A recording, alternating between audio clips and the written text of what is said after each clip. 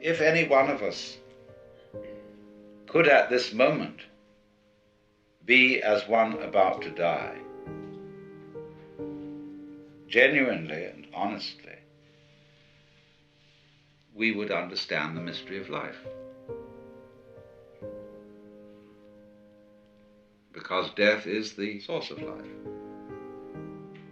Just as we see in nature, when the leaves fall from the trees, they mold and rot, and this supplies humus from which more plants can grow. It's a cycle like that. But in every way, symbolic and otherwise, human beings try to stop that cycle.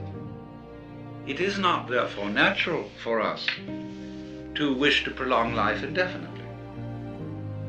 But we live in a culture where it has been rubbed into us in every conceivable way that to die is a terrible thing. And that is a tremendous disease from which our culture in particular suffers. And we notice it firstly in the way in which death is swept under the carpet.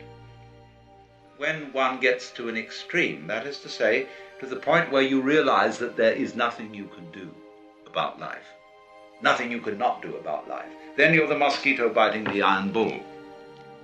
Well, so in the same way he said, look, you heard a bomb coming at you. You could hear it whistle, and you knew it was right above you and headed straight at you, and that you were finished. And you accepted it. And suddenly, there was this strange feeling that everything is absolutely clear. You suddenly see that there isn't a grain of dust in the whole universe that's in the wrong place. That you understand completely, absolutely, totally what it's all about. Because you can't say what it is. So you see, this is always the opportunity presented by death. That if one can go into death with eyes open and have somebody help you, if necessary, to give up before you die,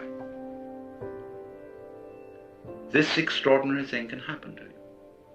So that from your standpoint, in that position, at that time, you would say, I wouldn't have missed that opportunity for the world. Now I understand why we die. The reason we die is to give us the opportunity to understand what life's all about. By letting go. Because then we come to a situation that the ego can't deal with. When we are no longer hypnotized by that, then our natural consciousness can see clearly what all this universe is for. So, therefore, we have missed this golden opportunity by institutionalizing death out of the way, instead of having a socially understood acceptance of death and rejoicing in death. To be important, existence does not have to go on any longer than a moment. Quantitative continuity is of no value. Who said you're supposed to survive?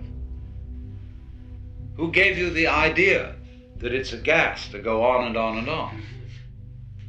And we can't say that it's a good thing for everything to go on living from the very simple demonstration that if we enable everybody to go on living, we overcrowd ourselves. That we're like an unpruned tree. We can also look further into it and see that if our death could be indefinitely postponed, we would not actually go on postponing it indefinitely. Because after a certain point we would realize that that isn't the way in which we wanted to survive. Why else would we have children? Because children arrange for us to survive in another way. By, as it were, passing on a torch, so that you don't have to carry it all the time. There comes a point where you can give it up and say, now you work. It's a far more amusing arrangement for nature to continue the process of life through different individuals than it is always with the same individual. Because as each new individual approaches life, life is renewed. And one remembers how fascinating the most ordinary everyday things are to a child. Because they see them all as marvelous, because they see them all in a way that is not related to survival and profit. When we get to thinking of everything in terms of survival and profit value, as we do, then the shapes of scratches on the floor cease to have magic. And most things, in fact, cease to have magic. So therefore, in the course of nature, once we have ceased to see magic in the world anymore, we are no longer fulfilling nature's game of being aware of itself. There's no point in it anymore. And so we die. And so something else comes to birth, which gets an entirely new view. And so nature's self-awareness is a game worth the candle.